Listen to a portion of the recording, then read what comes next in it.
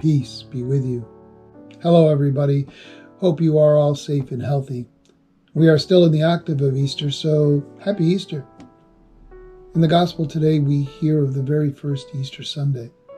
And Jesus say 3 times in this gospel, peace be with you. The disciples were feeling very different things each time he said it. First, they were afraid. They thought that they were next to be crucified, and so they were afraid for their very lives. Jesus walks through the locked doors, and the first thing he says is, peace be with you. Then the disciples were very happy. They rejoiced when they saw the risen Lord.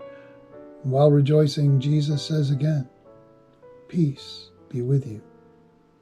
And finally, the next week, Jesus comes to show Thomas that so that he stops unbelieving but believes and says, peace be with you.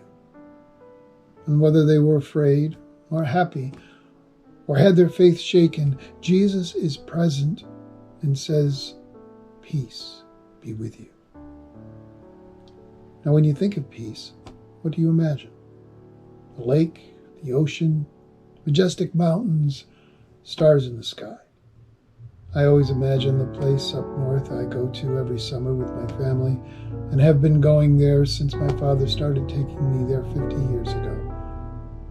But that's only the feeling of peace. Peace is knowing that even in the storm, there's a place to hold on to.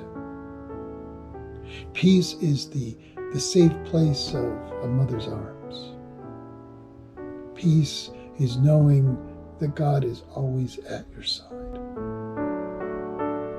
Jesus tells his disciples that he gives his peace and he is with us. We might be in fear or rejoicing or even have our faith shaken, but Jesus is always with us.